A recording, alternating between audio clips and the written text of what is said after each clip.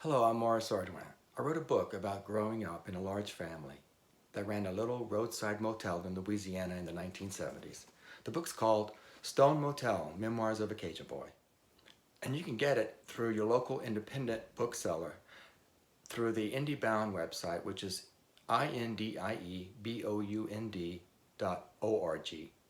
You can also get it online at barnesandnoble.com or at Amazon, as well as directly through the publisher, which is the University Press of Mississippi.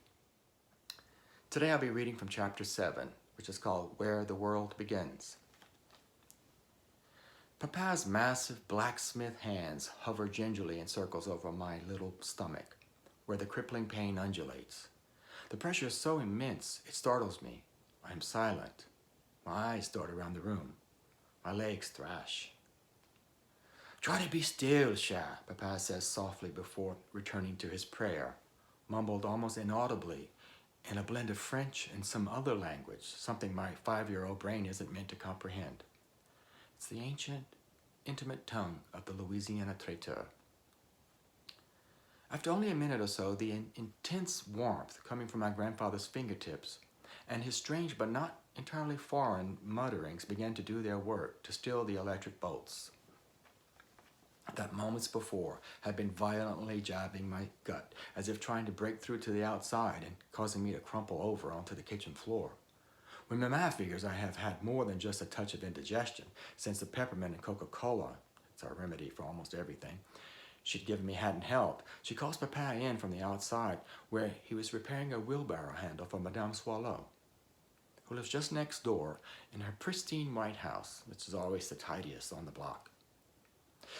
"Take a big, deep, slow breath and let that out, Cha Petit Maurice," he now says clearly in the lyrical patois of all of our Cajun ancestors.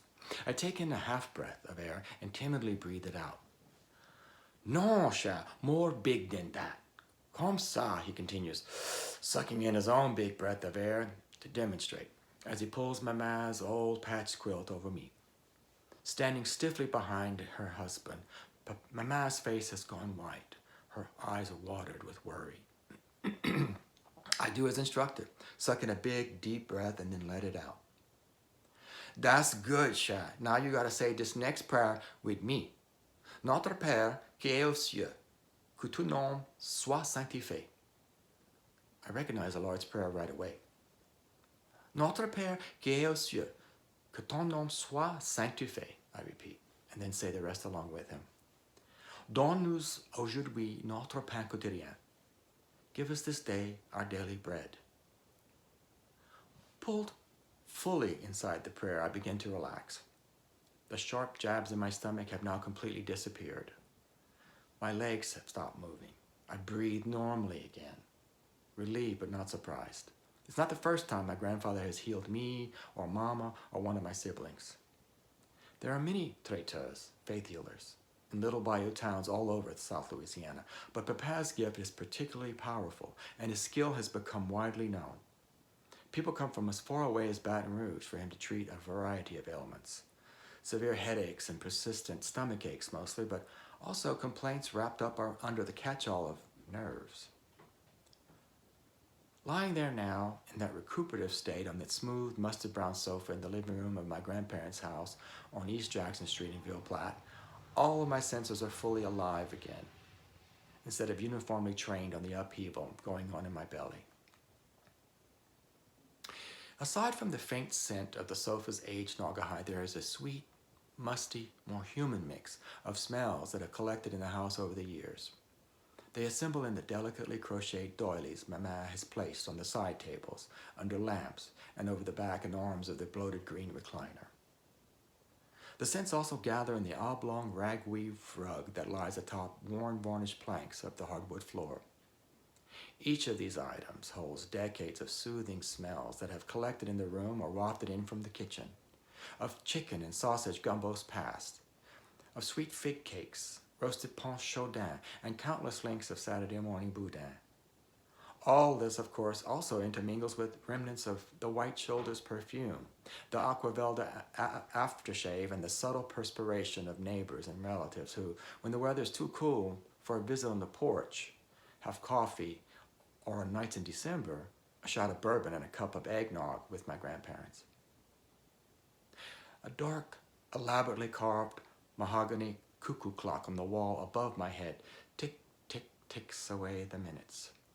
Tick, tick, tick.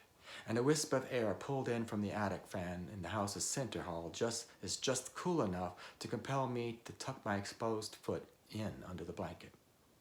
In this state, I observe my grandparents' faces as if for the first time. Papa, 62, has wide eyes with irises the bright green of a summer mirliton just plucked from the garden. Those mirliton eyes say he is at complete peace with the world, and that notion is reinforced by the quiet, reassuring tone of his buttery voice. The cheeks of his oval face are shaved only on Sunday mornings and other occasions involving church. All other times, an eighth of an inch of blue-gray stubble that matches the quarter-inch of spread-out twigs of hair poking up from a mostly bald skull is the norm for him.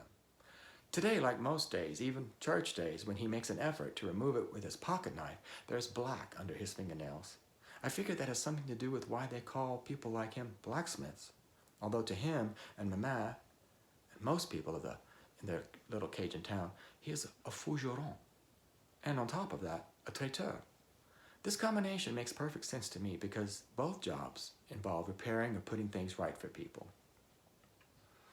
Standing 5 feet 5 inches, Mama is 60 but looks closer to 40. People often say that she and Mama could be sisters, and they mean it. Like Mama's thick hair is still the lush auburn of a fricassee root, her eyes the color of pecans. She smiles with those eyes more often than with her mouth, which she keeps reserved for the rapid-fire chatter, a trait she has passed down to several of its grandchildren, including me. It is also in those eyes, however, that the melancholy of an otherwise full life, strung with subtle deprivations, reveals itself in full relief, a trait Mama has inherited from her. In most days, like today, her clothes are simple, humble. She is partial to house dresses and patterns with pin dots or small botanical elements that don't call too much attention to themselves, and to practical, comfortable slippers. For Sunday Mass and special occasions like weddings and christenings, however, she allows her true tastes to emerge.